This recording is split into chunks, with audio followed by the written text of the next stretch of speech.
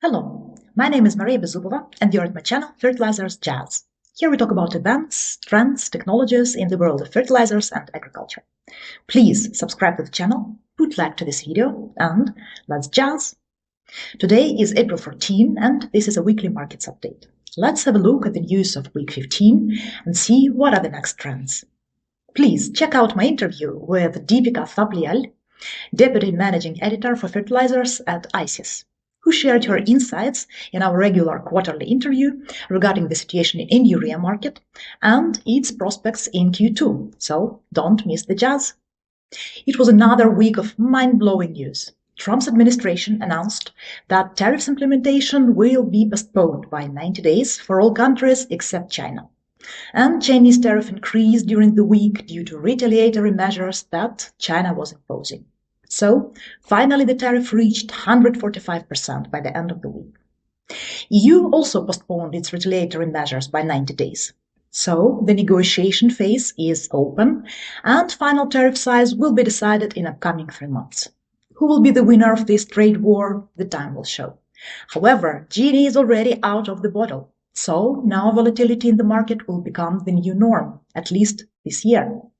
I expect that we will see many more roller coaster in prices in upcoming months, because now market balance is so fragile that any smallest news can influence it big times. Let's move to the fertilizer market, which had its own news as well. On Friday, acceptances for the Indian tender were published, and the figure was quite low. Only 643,000 was confirmed by suppliers, 203,000 tons to the west coast and 440,000 tons to the east coast. Most of these volumes will be either Middle East or Russia. IPL issued counter offers, so final tender results will be known this week. But seems like Indians will not be able to secure more than 1 million tons max this time. What does that mean for the market? First of all, supply will not be as short as it was expected, so May and June values will be easing across the globe. And movements of future prices on Friday supported that. Second, India still needs significant amount of urea, and it needs it in a timely manner, not at the end of summer. So most likely, we will see next Indian tender rather sooner than later, maybe first half of May. But in the short term, market definitely will reverse from growing to dropping. Other than Indian tender, there was not much activity in the market last week. In Europe, there is still some limited interest for small volumes emerging from Italy, Romania, but other markets are closing this season. Turkey is expected to step into the market for purchases for May amid Iranian supply reappearance.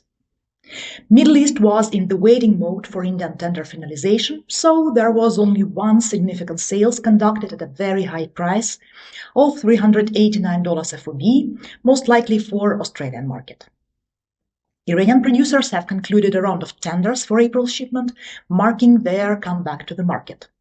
However, trading companies were not ready to pay more than $350 FOB, while producers' targets were $10 to $15 more. In any case, several producers closed separate tenders for supply of 120 to 40,000 tons of product. Another big news of the week was announcement of purchase tender by Ethiopian ABC for 675,000 tons to be shipped through May-July in 13 lots. However, these Ethiopian tenders market never can be sure that it will not be scrapped, as many tenders were before. This one closes on April 23, so let's see how it goes. In the Southeast Asia, there is no supply, as all producers are committed mostly with contract sales until June. On the demand side, Thailand buyers are inquiring for May delivery, and domestic demand seems to be strong. Demand in Australia is mixed due to general uncertainty in the global markets, which resulted in Australian dollar spikes. Also, rainfalls are limited, so application is not possible in some regions. Australian market definitely comes into active purchasing mood, and that sale from Middle East producer at relatively high level versus the market supports this idea. But of course, the main actor on the international urea scene was US market. First, market prices surged amid fears that Indian tender will attract a lot of tons originally dedicated to the US market because of tariffs and Chinese vessels regulations. When tariff postponement news arrived, the market immediately dropped by $20 per short ton. However, the uncertainty persists, so there is no clarity if importers will be able to attract volumes needed for May arrival. Competition will support elevated prices, so let's see how this plays out during the next week after final Indian tender result will be known. Brazil is off-season, so importers were just looking at opportunistic trades and rejected offers higher than $380 CFR. Meanwhile, Central American and Argentinian demand is more vivid. Importers are looking into purchases from Black Sea and Indonesia for May arrival. Paper values drifted lower for all benchmarks except NOLA, where prices surged significantly. Egypt FOB future price dropped by $15 for April and May, and by $5 for June. Arab Gulf FOB price lost $5 to $7 for all 3 months. Brazil CFR dropped by $10 to $15. However, this drop for all benchmarks hasn't brought the values to the level of 2 weeks ago yet. NOLA was the only exception due to general fever in the market related to extreme volatility in the middle of import season. NOLA future price for April increased by $46, for May even more by $53, and also for June. But further downward correction in upcoming weeks is inevitable. In ammonium sulfate market, prices in China rose again last week, tracking the uptrend in urea, while sentiment in general is cautious amid uncertainty with regards to tariffs. Main export market Brazil starts to very slowly come back in purchase mode, but all discussions for now are for June-July contracts, not earlier. There is demand emerging in Africa as season arrives. Buying interest for West Africa, South Africa and Kenya was registered last week. Price discussions for the new season had begun in Europe, even as small volumes were dealt for the current season. However, farm activity in Europe has reduced due to the dry weather. Some standard sulfate tons were sold to Germany at around €180 FOB, and a sale of granular product to the UK was concluded at €250 FOB. In the US, heavy rainfalls caused flooding that halted farmers from getting into the field and stopped barges with sulfate on the river. So there will be some logistical disruptions in the upcoming week. In general, market prices are steady despite volatility in urea and tariff-related news. Market participants think that tariffs will not influence anyhow current season because in any case all tons were already imported, so it will be tomorrow's question.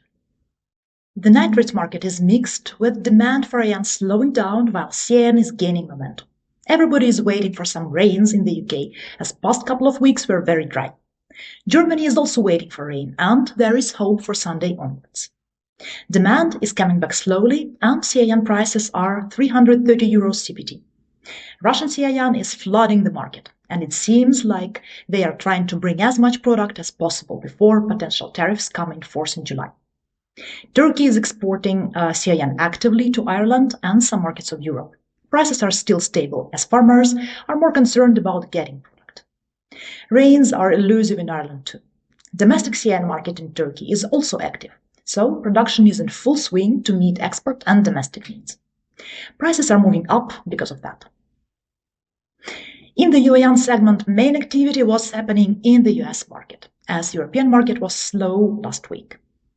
In the US, due to very limited availability from domestic producers, with several being offline before the end of the week, prices at NOLA increased by $20 to the level of $325 to $40 per short ton. Domestic prices increased too, but it looks like the market is not ready to absorb higher level due to low affordability versus corn price. Same as with sulfate, UAN market this season will not be affected by tariffs. In phosphates, there were many significant developments last week in all of the most important market segments. India bought several DAP cargoes of Russian and Moroccan origin.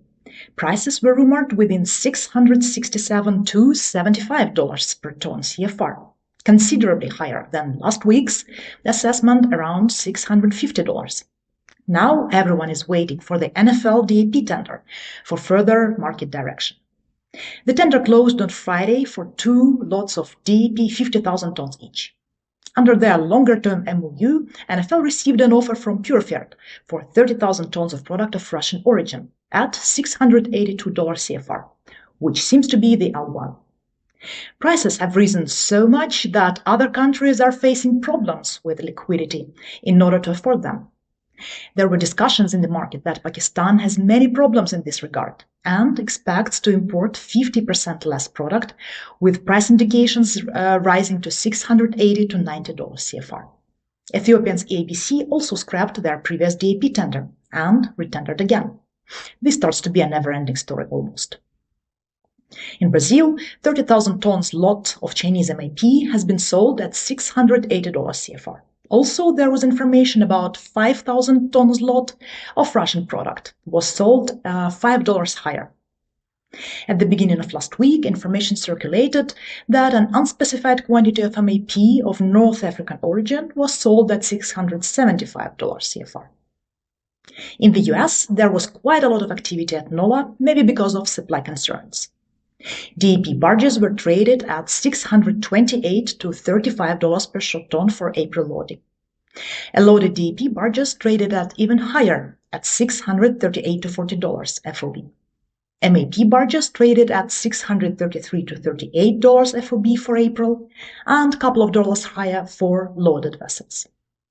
In terms of tariffs, Morocco and Saudi are the same at 10%. However, CVD applies on top of tariffs, so no Moroccan and Russian phosphates to the US are expected anytime soon. Moving to the fundamentals. European natural gas futures continue decreasing amid concerns about global recession after US tariffs announcement. Despite tariffs were postponed for the vast majority of countries, tariffs for China remained in place, which causes uncertainty regarding prospects of global economy. Cold weather in Europe increased storage withdrawals last week, but early injections have already started and are outpacing the 5-year average. Still, uncertainty regarding storage replenishment target for EU remains. US natural gas futures also dropped, more to less than $3.5 per MMBTU, hit by a larger than expected storage build and forecasts for mild weather and weaker demand. The Energy Information Administration reported a well above the 5-year average storage injection last week. Mild temperatures kept demand low, helping utilities stockpile gas unusually early for this time of the year, and forecasts show near normal temperatures through April 25. Meanwhile, LNG exports remain strong, while gas output is slightly down from record levels. Agricultural commodities future prices played back and were all in green last week. Wheat futures extended their gains, trading near $5.50 per bushel on Friday, its highest level since March 20, driven by Trump's decision to pause some of his planned tariffs hikes and broad-based dollar weakness. Tariffs on major trading partners, including Mexico, the Philippines, Japan, and South Korea, would be reduced back to a base 10%, with ongoing negotiations aimed at securing trade deals. Meanwhile, in the fresh WSD report from USDA, issued last Thursday, revised its US wheat supply outlook, raising its estimate for 24-25 ending stocks to 23 million tons, up by 700,000 tons. Corn futures surged above $4.8 per bushel, set for a weekly gain of over 5%, again due to the same reason, tariffs postponement and weakening dollar.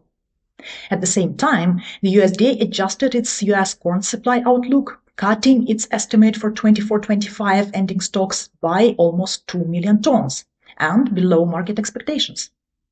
The department also lowered its forecast for global end-of-season corn stocks due to higher estimated domestic consumption in key importing countries, especially in EU and Egypt.